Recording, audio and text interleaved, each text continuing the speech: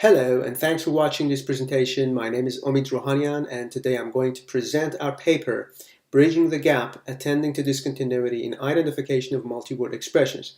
This is joint work with my colleagues and co-authors, Shiva Taslimipur, Samane Kuchaki, Leon Ha, and Ruslan Mitkov. To set the stage for what comes next, let's have a look at the definition of what a multiword expression is. As defined in the intro, multiword expressions are linguistic units composed of multiple words whose semantics cannot always be determined compositionally. There are examples given here: go on, recollect, take place, and so on. As multiword expressions are multifaceted and they have their own idiosyncrasies, including variability, non-compositionality, ambiguity, and others, they are usually hard to capture automatically.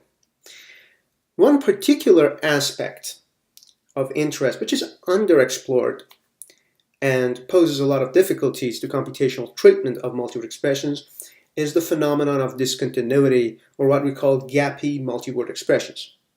Two examples are given here. He was determined to give it yet another quick go, or put one of the blue masks on.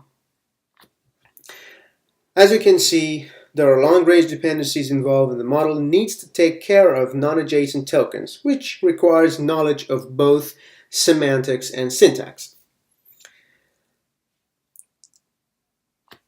In the literature, this phenomenon is sometimes ignored, and in some cases it is addressed at the annotation stage. Examples of models that can theoretically tackle this issue include CRF-based and transition-based models. In the case of CRF, the model is dependent on context features to handle discontinuity.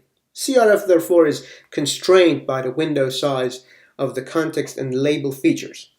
Transition-based models, on the other hand, are reliant on dependency parse information. They are efficient, but they fail when dependencies between components of multiple expressions are not reflected in the parse tree.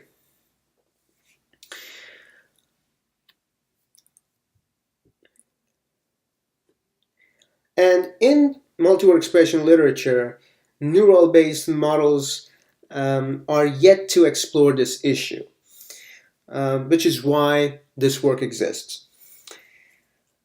In the present research, we are inspired by developments in two areas of deep learning, namely graph convolutional neural networks, GCN, and attention-based sequence labeling, both of which have proved robust in dealing with non-adjacent relations.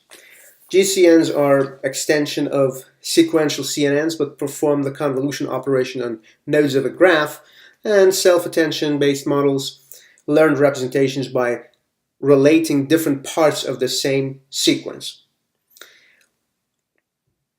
So let's talk about the methodology. In this work, we adapt GCNs to the task of multiword expression identification, which happens for the first time to our best knowledge. We go on to propose a novel architecture integrating both of these GCN and self-attention modules. Both of these components precede an LSTM layer, and in our work, the GCN layer acts as a syntactic engram detector, and the attention mechanism learns long-range dependencies that might not be encoded in the syntax tree. So let's have a look at the GCN module. GCN in its original configuration requires a global matrix that encodes all the relations. So in this formula next to the cursor, for each node, the convolution operation is applied to the neighboring nodes that are connected. But we need a global matrix anyway. And for each node, RV shows all the neighboring connections. Our task obviously is different in that a global matrix is not present, and we have a separate graph for each sentence. So here we reformulate GCN as a per sentence convolution operation C sub S, where given each sentence, we trigger convolution through an adjacency matrix, which is called A, This considers three types of relations, from dependent to head, and vice versa, and self-loops, meaning each word to itself. The final output from these different relations is obtained by aggregating, which in this case is taking the maximum of the three relations. The self-attention module employs multi-head self-attention, complementing the RNN and the CNN layers. We didn't need to do position encoding here, since the preceding CNN layers already contained the necessary timing signal. Further down, we explain how we integrated these two layers. Because of the overlap between the two layers, in order to consolidate and integrate them, we needed something more than just naive concatenation.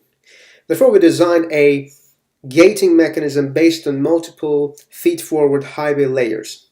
The only noteworthy thing here is that we intentionally set bias to a negative value to reinforce carry behavior. In this section of the poster, this reinforces carry behavior in the early epochs with the aim to help the model learn temporal dependencies better. And here you can see the overall architecture of the model, which I think should be self-explanatory. In this part you can see the J-highway layers which precede the BILSTM. As for the experiments and results, we used the standard multilingual dataset from the Parseem shared task, which is freely accessible and has become a standard. For annotation, we used a variation of the famous IOB labeling scheme, but with the difference that we showed the in-between tokens with the capital G, differentiating these in-between tokens from other arbitrary tokens outside multiword expressions that are shown with O. For input representation, we used Elmo embeddings. And our strong baseline is based on the winning system from the Parseem shared task, but we powered it by Elmo, and we call it CNN by LSTM model. But it's actually in the tables here is shown as baseline. So when we refer to this baseline, we mean the strong baseline that we used. And in this table, you can see the results of the different models on the dev set. H combined here is the name of the proposed model. AT-based and GCN-based are included for ablation study. They refer to models corresponding only to either the GCN or the attention component, to the exclusion of the other. As you can see, our proposed methodology outperforms others.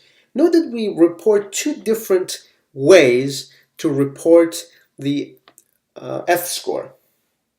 The token-based F and the more strict MWE-based. Also, we consider the results for all MWEs and only the discontinuous ones. In the discontinuous section, we beat the other models even more strongly with a larger margin.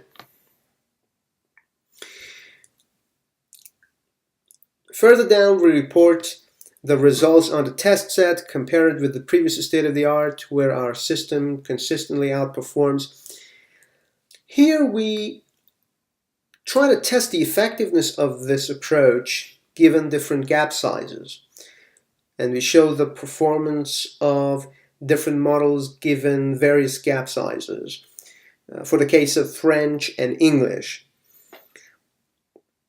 The lighter one here shows the H combined model, which seems to be performing better than other models in gap sizes above 2, which reinforces further this idea that this model is superior to its counterparts.